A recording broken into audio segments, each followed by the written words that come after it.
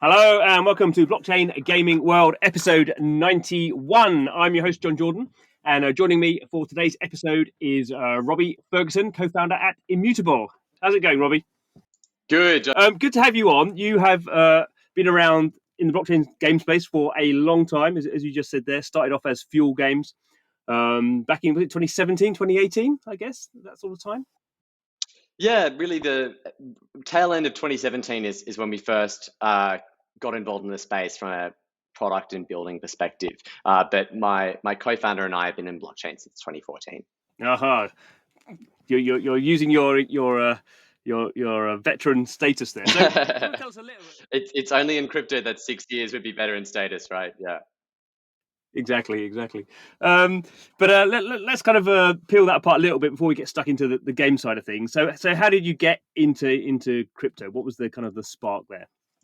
Yeah, we first got into crypto, as I said, in 2014 with Bitcoin, but that was really just, hey, this is pretty cool. Like, let's buy a little bit and then sell all of it so we never make any money. And it was first in 2015 that we actually got properly involved in the space with Ethereum. We saw that come out and we just thought that was amazing. And I remember the magic moment for me, apart from reading the Ethereum white paper, and the community back then was so magical. Like, it was really quite rare to see a community that was so excited, especially in the early days, of what the future could be of this thing. And this was, there were some bull runs and people in it for the money, but it was like very much a lot of developer interest back then as well. And the thing that really captured my imagination was I literally remember using, whether it was Ethereum back then or some other variant, it was like some very simple smart contract where you flip a coin and would either double your money and with 49% odd or 51% odd, take all your money. And I thought that is proof of why this is going to change the world, which is not anything related to gambling, but the fact that you can take an industry which requires hundreds of billions of dollars of government oversight and regulation and make it fair and transparent and provable in like 3 lines of code. Like, that has never before been possible, and you can't take that smart contract down. And so I think that was the primitive of what to me was an example of why this would take over the world and end up eating everything, which is what we're seeing now play out. So it's interesting that I think a lot of people would hear you say that and just go, well, how could you kind of extrapolate this massive thing going to happen in 6 years time from something like that? But it is interesting, I guess, how blockchain kind of triggers in very different ways. I think our kind of vision, our imagination for where things are going. So I guess I first came across you, as you mentioned, when you were Fuel Games. So can you talk a little bit about kind of how Fuel Games came about and I guess your first product your game product that you released? Yeah, that's right. So at the end of 2017, we saw NFTs come out, which were first encapsulated, even though they weren't full ERC-721s, in CryptoPunks. And I met the team a year and a half ago, and they're great guys, but they were lamenting how they wish they owned more CryptoPunks. But the interesting thing is I saw that and I'm like, well, this is very clearly going to be the future. And the reason was NFTs to me were taking the fundamental value proposition of blockchain, which was censorship resistance, hard cap supply, and decentralization effectively, and allowing that to be applied to all unique asset classes, not just fungible asset classes. And that was the most significant jump to me, because it's really cool to have it for Bitcoin, it's really cool to have it for Ethereum and all the ERC-20s that spring up on Ethereum, but the world isn't just made up of fungible stuff. And so to be able to take that fundamental value prop and apply it to everything was massive. And it also, to me, didn't require speculation on, hey, what is going to be this crazy future decentralized Uber DeFi product back then. It was very, very simple, which is, this is the technological primitive, which is going to allow blockchain to take over a very great portion of the world. And we thought the best place to start was gaming. And my co-founder and I, my brother, are massive gamers. We grew up loving, particularly in-game economies. Like, I was a massive RuneScape and Neopets fan. Anything where you could kind of have an arbitrage opportunity or play long-term games is the most interesting thing to me. And a fun fact, actually, I remember I once hopped onto, so my co-founder is my older brother, and I hopped onto his account one day in RuneScape, and I went into the wilderness, and he was pretty kitted out. So he was like level 102, he's got full dragon armor, and I took him to the wilderness, and I just lost it all. And this was worth quite a bit of gold back in the day. His account was effectively gone. And I was afraid of what he would do to me back then. So I decided to buy gold online from a farming service and buy all his items back, and it cost me like $30.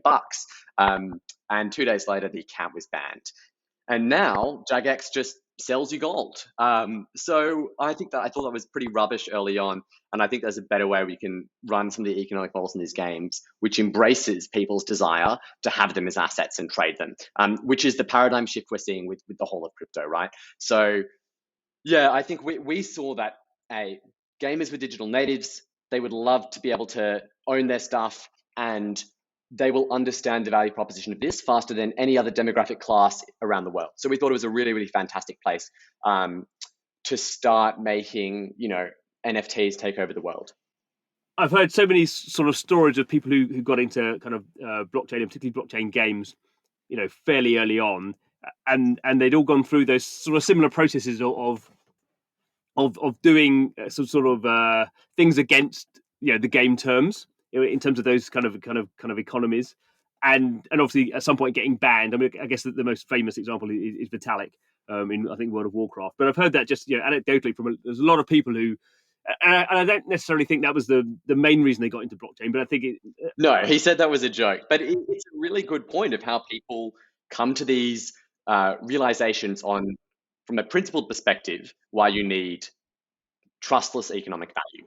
You can't have centralized parties dictating these things. So let's move a bit forward. Let's move to where we are now. We can maybe kind of go back and talk a bit certainly about Gods Unchained in a minute. But at the moment you've kind of not finally I should say, but you've launched Immutable X, which is your layer 2.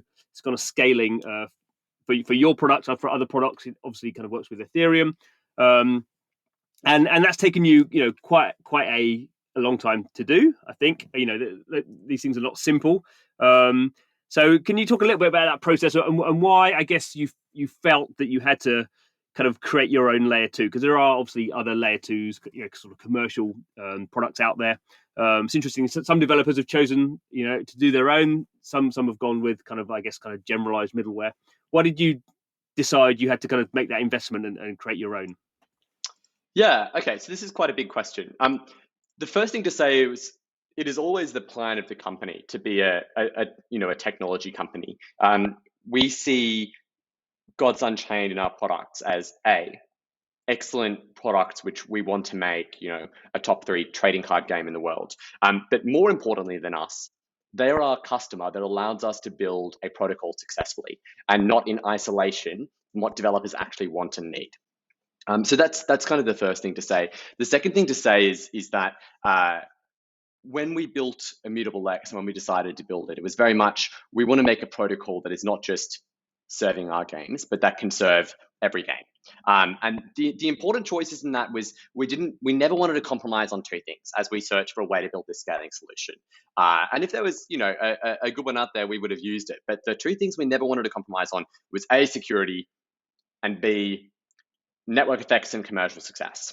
So what do I mean by security? Security means when a large gaming company, whether it's Blizzard, Activision, Ubisoft, or Nexon or someone says, okay, we're really ready to make the dive into blockchain gaming, into NFTs.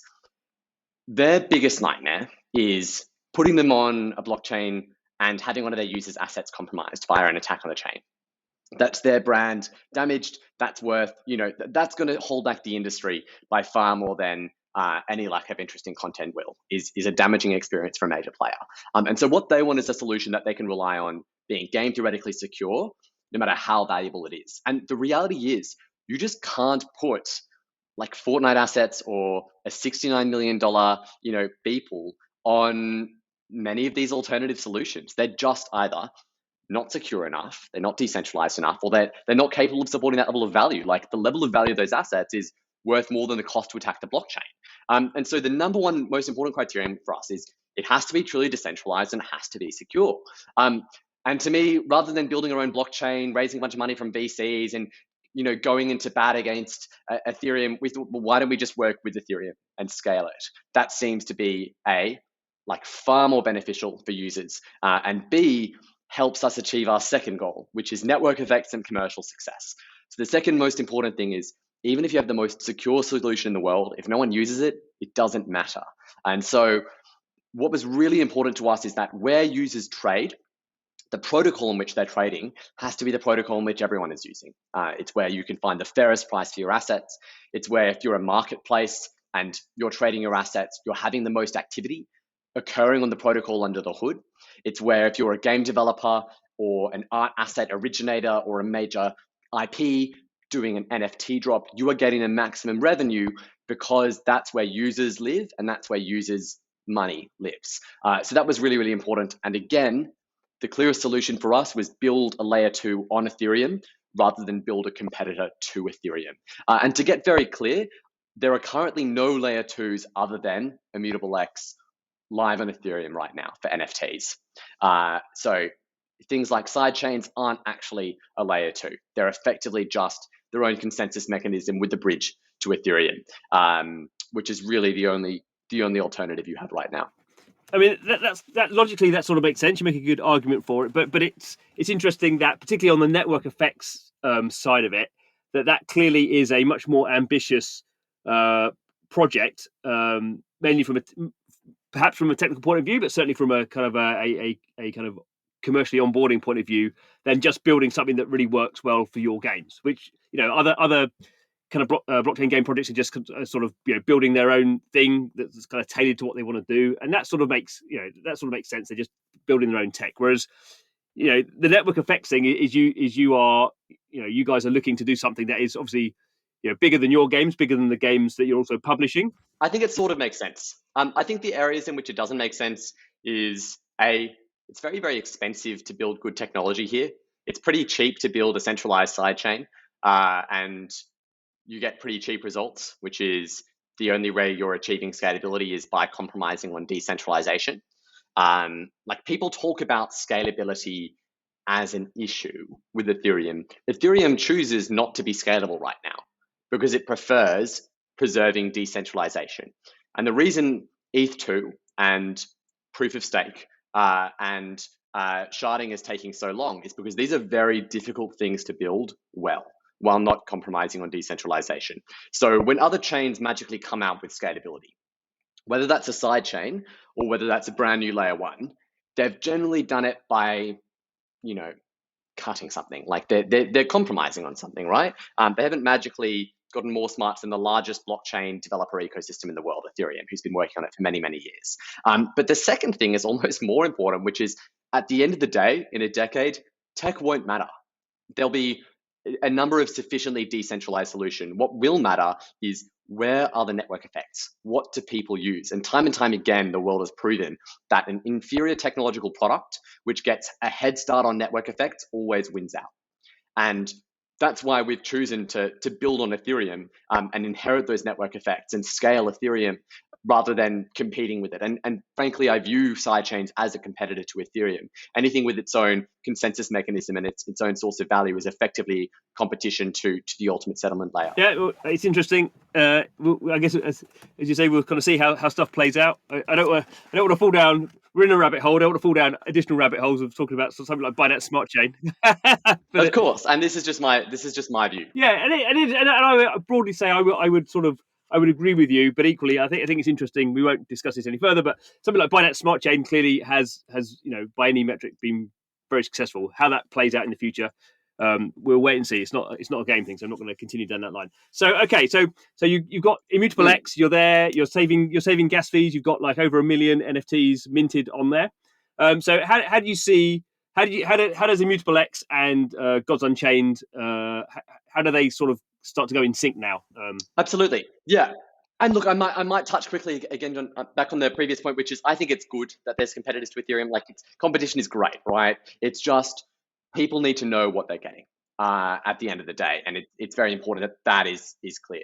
So I'm all for competition. Competition produces better products. It produces better prices for consumers. But we often see inauthentic or misrepresented competition in the crypto space. But how does Immutable X work with Gods Unchained? I mean, so we launched last week the very early alpha, which is very exciting and nerve-wracking at the same time.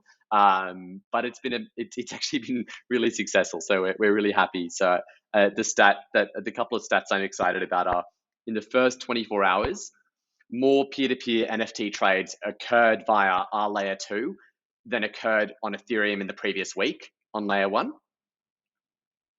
And we also saved users $500,000 in gas, US.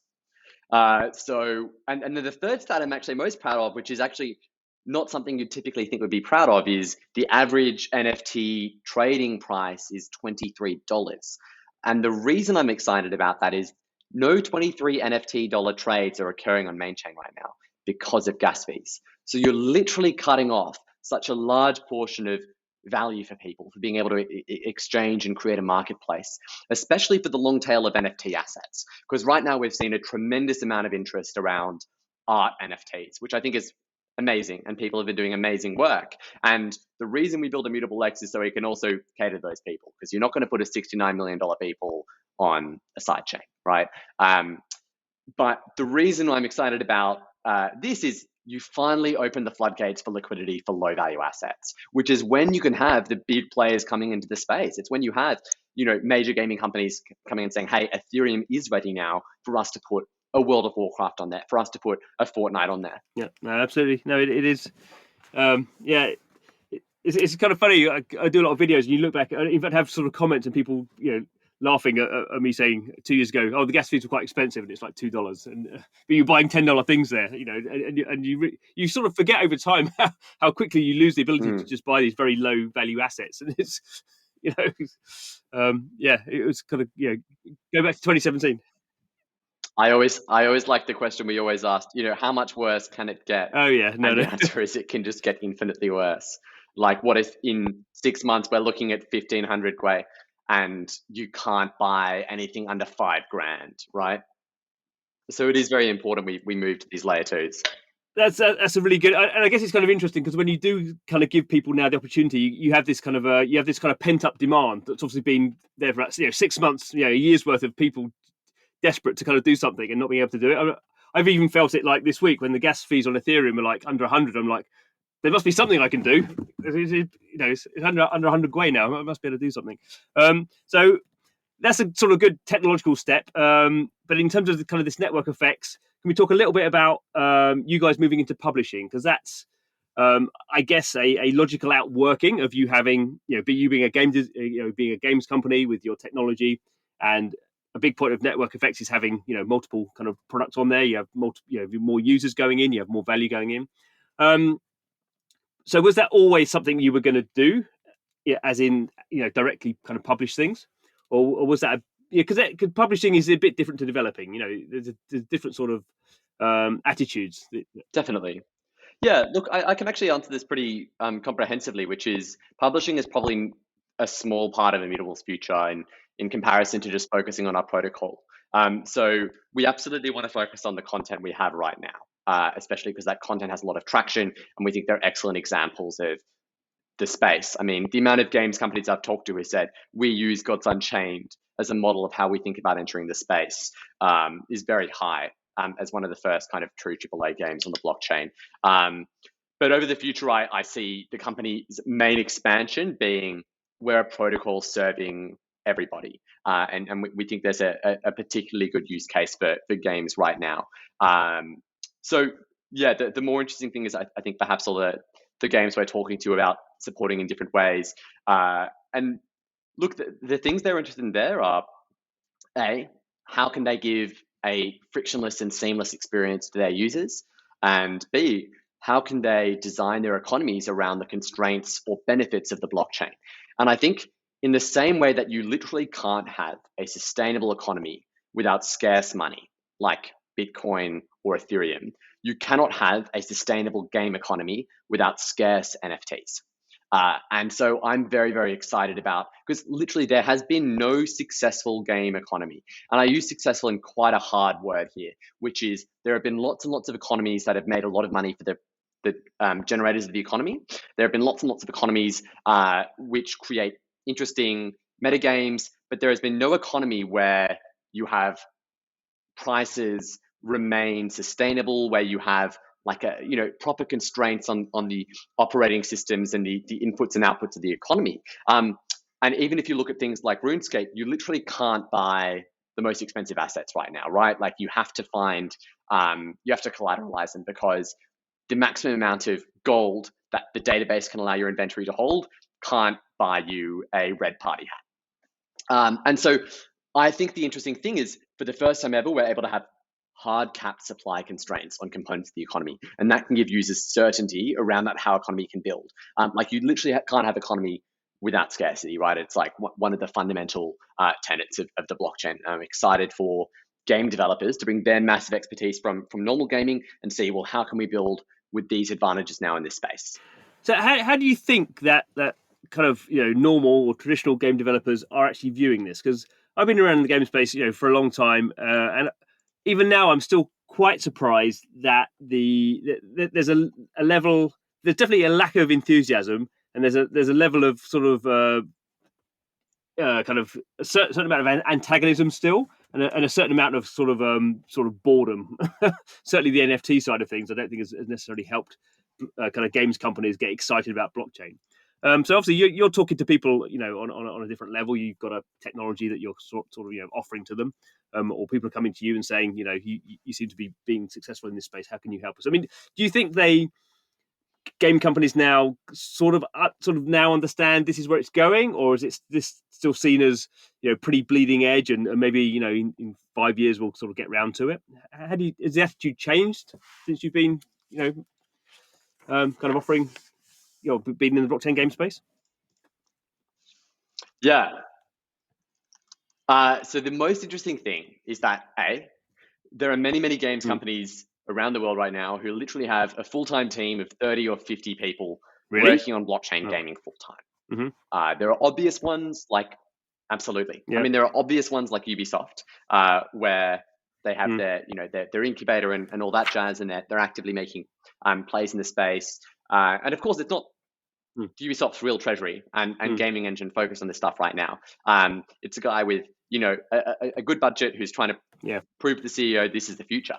But these 30 people are not a significant investment by these companies, but they are absolutely interested, because every company is terrified of being disrupted.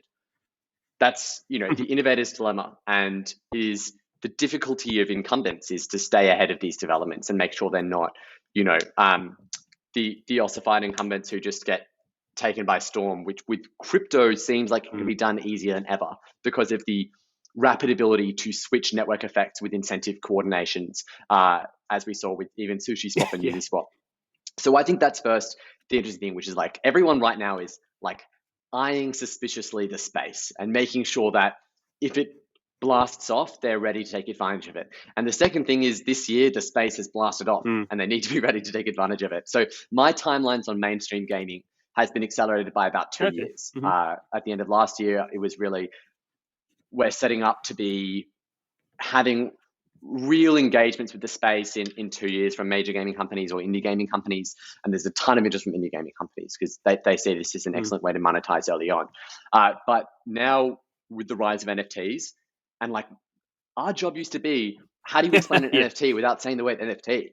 How do you talk about the values of real world trading and stuff? And now it's just out there. So this is amazing. So we have massively, and I think we're seeing a lot of this narrative pivot toward gaming as well. And these gaming companies start to prick up their ears in very, very earnest interest. So I think we're going to start seeing major plays come out from major gaming companies end of this year, start of next year. They want to do it in the right way.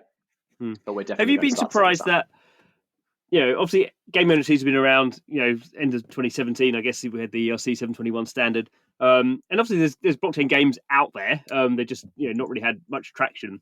And even now we've had this explosion in sort of, anyone minting any old sort of nonsense in terms of the art side. But I'm still a bit surprised that and maybe it's because I'm in the space, so it's sort of obvious to me that people haven't thought NFTs that actually have sort of value because you use them in a product. That seems to be something people haven't sort of caught on with yet, and I kind of thought this would be the time at which sort of games would sort of come into into the vanguard, where people suddenly realise, well, NFTs can't just be art; they can be actual things that you use in a game. And maybe I'm just a bit too excitable and expect everything to happen too fast, but it still seems to be surprising that we have things like NBA Top Shot, which is a great collectible sort of product, but we still haven't really got a mass market blockchain game that uses NFTs. To my view, at least. I mean, how do you see that? Yeah, this is why we build Immutable X. The constraint is scalability. The constraint is being able to allow people to have a frictionless experience. You can't build a successful game which relies on, where you're competing over seconds of people's attention to get them into a gaming experience at the top end and around the mobile end in particular. Like you see those awful mobile ads where it's save the princess or whatever.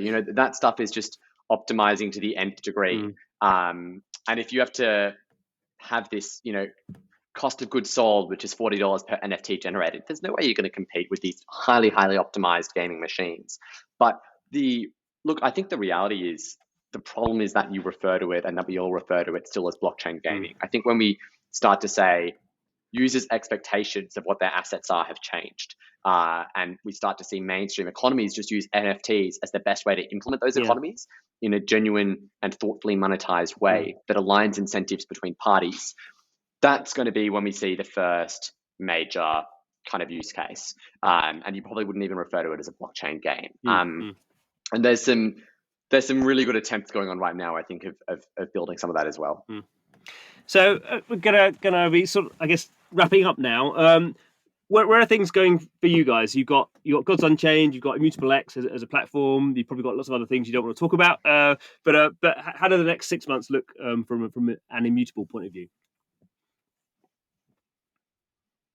Yeah, so we're really, really excited to on the Gods Unchained front, finally unlock the growth system we've been designing for a very long time, but have been unable to do because even paying one person an NFT card for playing the game costs us $30.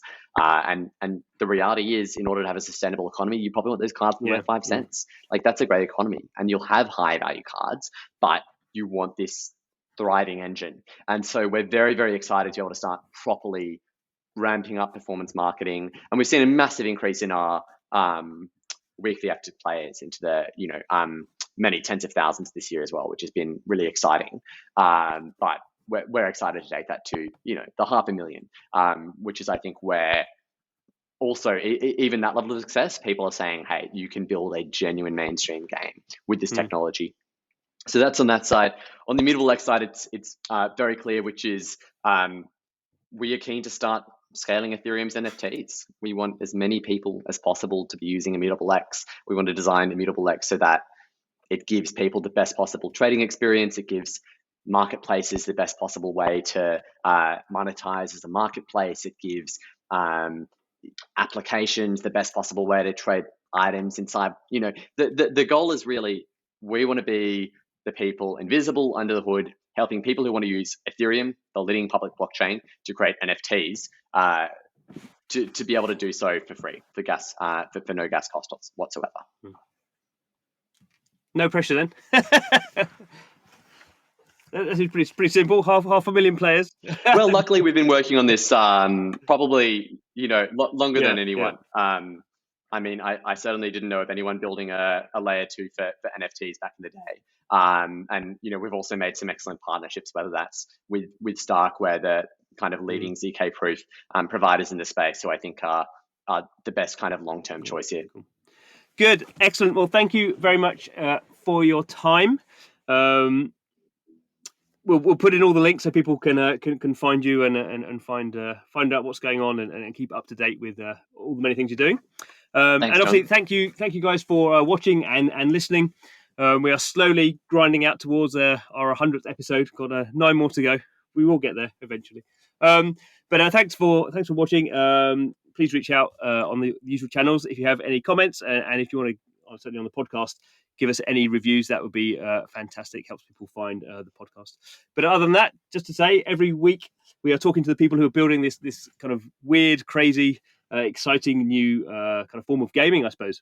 So please subscribe through the usual channels to keep up to date, and come back next week, see what's going on then.